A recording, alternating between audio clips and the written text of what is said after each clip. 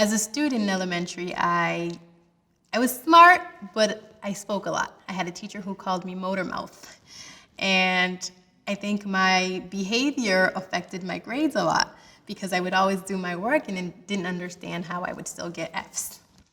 In middle school, I started sixth grade and got my first D and thought I should celebrate because I got a D instead of an F. And there was this program in middle school called SCORE. It was a peer mediation program. And my cousin and her friends were already in this program. And what the program did was have students mediate other students' problems. So there was a instructor for that program, a mentor for that program, who had a great relationship with these students. And I so badly wanted to be a part of this peer mediation program and asked her if I can be a part of it. And she said, sure, but you have to bring your grades up. So that was sort of the beginning of my turnaround. So from seventh grade on, I started improving in school, doing everything, but I would always get that 1C in math. Math is just not my subject. And then I came to high school in this very same building, the Jeremiah Burke. I graduated from Boston Public Schools, from this school. And I remember sitting in my ninth grade class. I'm in high school, and one day I thought I was cool. He had an assignment on the board, and I said, I'm not doing it. And he said, well, I still get paid at the end of the day, so that's your loss. And I thought about that, and I said, you know what? He's right. Shortly, I got back to work. And also being in high school, I realized that peers influence you more, and they have a lot to say in their perception of you. So I'm not one for drama, but you would hear people often talk about you and everything. So I tried to disassociate myself from all of that and said, you know, I'm gonna worry about myself. I'll have friends, I'll see them at lunch, I'll see them after school, but I'm here for myself because no one else is going to help me. So I was very fortunate that I learned that early on. As a result, I became an honor roll student. I became more involved. I joined the student council, I joined the Cape Verdean Club, the soccer team, the softball team, you know, becoming presidents and captains in all of these organizations. And as I was boosting my self-confidence, I felt a lot better about myself and then joined the Mayor's Youth Council, which is a youth council that has a political agenda or support different causes in the city of Boston to support other youth. We try to bring community resources together for other youth.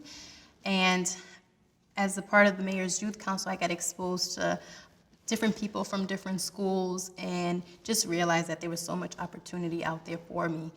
While I was in an undergrad at Boston College, I was studying education and human development. And I sort of changed a few times to political science, to sociology, couldn't really figure it out.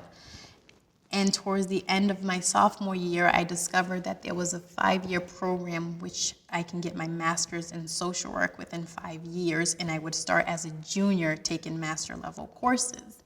I was studying social work with a clinical focus and a global concentration. So part of my global concentration, I got to go to London to do research on repeat offenders to figure out why they kept offending over and over again.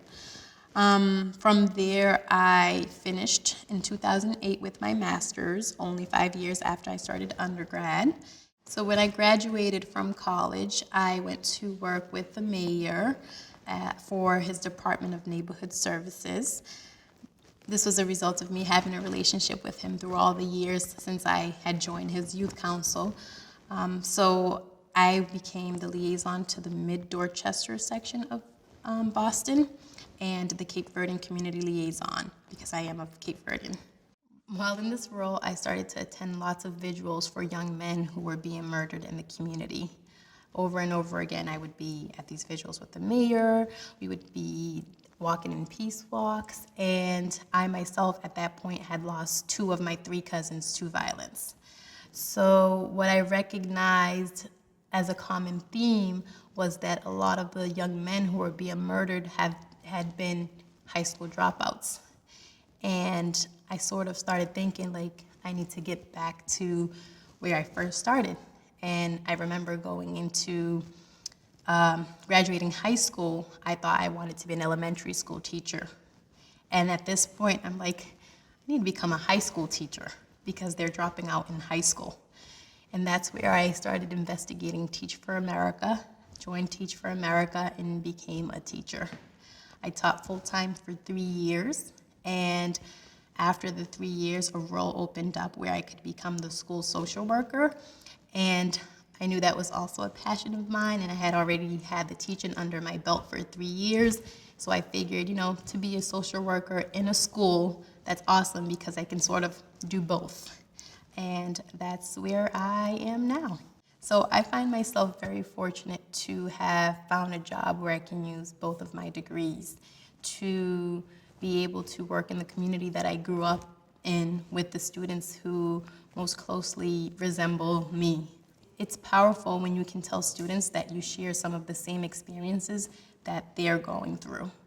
And you see more like more as an insider than an outsider when you have that ability to make that instant connection. It's sort of an advantage. There is potential for growth in this position. From a social worker, you can become the student support coordinator for the school, which I did for my previous school, or you can go up to the district level, which you're making decisions around student support across the district for all schools and all students. In terms of within the school building, it's limited. You're either a social worker or a student support coordinator, and most schools don't have both or either. So really, your growth opportunity at most schools would be at the district level. My long-term goal and dreams is to have an organization where inner city students can be exposed to things that are a little foreign to them. For example, ice hockey, field hockey, camping, rowing, etc. Additionally, I like to provide them with opportunities to engage in peer leadership and other educational initiatives, things that contribute to their confidence, to their skill set, and that will prepare them for the larger world. For anyone who is interested in the field of social work, I would really suggest that they expose themselves to people and relationships as much as possible, and to really figure out the population that they like to work with. I always knew that I wanted to work with teens. So the trajectory that I followed was to embrace other teens around me, and that was by working or volunteering in locations that included other teens. So I worked at different teen centers, St. Peter's Teen Center, which is down the street, Log School. I did things that aligned with my passion. For example, when I was 18, I was part of a group of students who started a radio station for females in the community, and it targeted the teen population. I went to college and I continued to help teens, whether it was teens that were still in high school, my little cousins who were teenagers. So I always kind of stuck to that population, and I think over time that's where I developed my skill set because I exposed myself so much to teenagers. Even at my job in the mayor's office, though I worked with everyone, I had more fun at events where I saw teens. For anyone who's just starting out in this field, I would just want to tell them that it's a very rewarding job, although some days it may not seem like it. Some days will be easy and some days will be really tough.